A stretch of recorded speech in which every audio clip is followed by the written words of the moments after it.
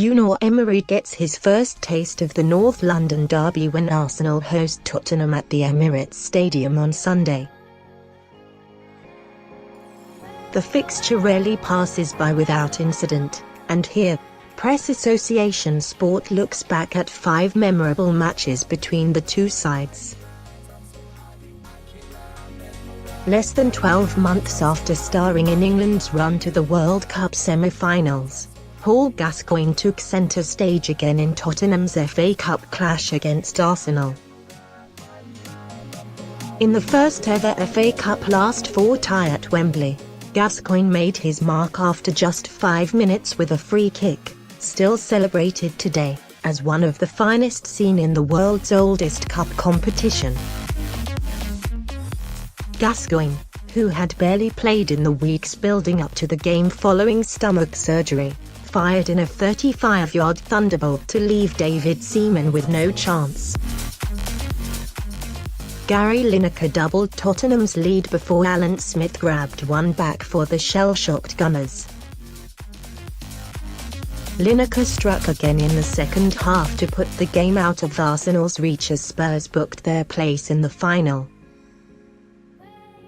Arsenal headed to White Hart Lane knowing that a draw would be enough to seal the championship, and Arsene Wenger's side raced into a 2-0 lead when Patrick Vieira converted from close range after only 3 minutes.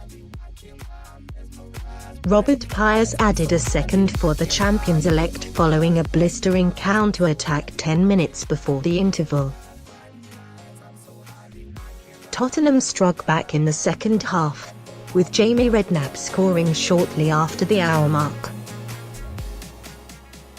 Jens Lehmann then gave away a daft penalty in the closing stages, which was converted by Robbie Keane. But Spurs could not prevent their rivals from sealing the title at White Hart Lane as the Gunners later ended their historic title-winning campaign with 26 victories, 12 draws, and, crucially, no defeats. 6 months after winning the league at White Hart Lane, the Gunners returned to Tottenham for another spellbinding encounter, and what would prove the highest-scoring derby of the Premier League era. The hosts took a surprise lead through a Nut-in-Nabbit volley, only for Thierry Henry to equalise. Lauren then struck from the penalty spot with Vieira adding a third for Arsenal. Jermaine Defoe looked to have given Spurs a lifeline before Freddie Ljungberg restored Arsenal's 2-goal lead.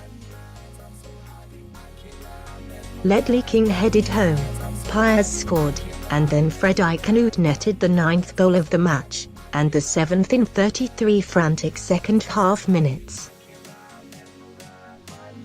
Wenger's side held on to seal 3 astonishing points. Spurs headed into the second leg of their Carling Cup semi-final without a win against their rivals in nearly 9 years.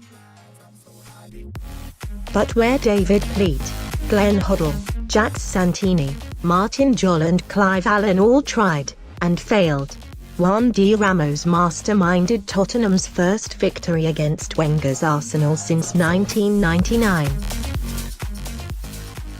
Remarkably, Spurs were 4-0 up by the hour mark following strikes from Jermaine Janers, Robbie Keane, Aaron Lennon and a Niklas Bentner own goal.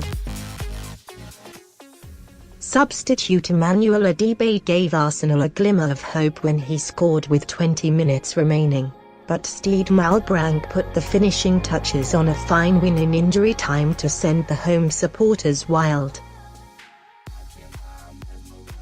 When Harry Redknapp was a football manager, and not eating creepy crawlers in the Australian outback, he earned a stunning point in his first game as Spurs boss.